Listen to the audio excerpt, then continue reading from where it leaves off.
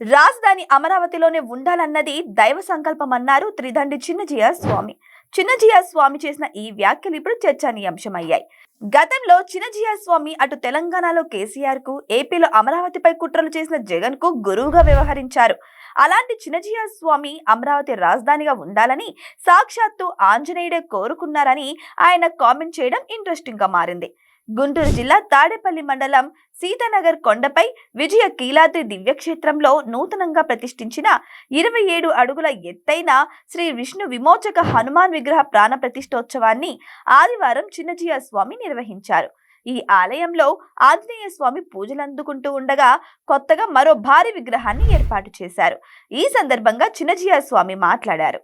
అమరావతి రైతుల పోరాటం, జగన్ ప్రభుత్వ నిర్బంధాల మధ్య కూడా రాజధాని నిలబడడానికి దైవ బలమే కారణమన్నారు చిన్నజీయ. ఇక స్వామివారి దయతోనే అమరావతి రాజధానిగా ఏర్పడిందని, దానిని కాపాడటంలో హనుమంతుడి హస్తం ఉందని ఆయన చెప్పుకొచ్చారు. అమరావతి ప్రజలకు, రైతులకు ఆంజనేయుడి ఆశీర్వాదం ఎల్లప్పుడూ ఉంటుందని భరోసా ఇచ్చారు. విజయ కీలాద్రిపై ఆంజనేయ స్వామి ఉండడం ఈ ప్రాంతానికి శుభాన్ని కలిగించిందన్నారు చిన్నజీఆర్.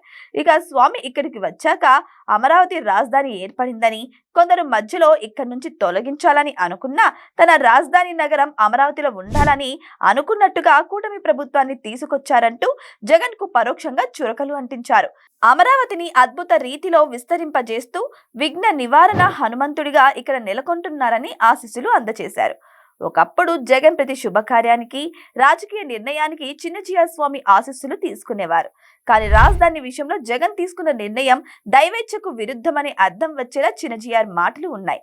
తన గురువు చెప్పినట్టుగా అమరావతి దైవ నిర్ణయమని జగన్ మనసు మార్చుకుంటారా, లేదా మొండి వైఖరితో ముందుకు సాగుతారో వేచి చూడాలి మరి.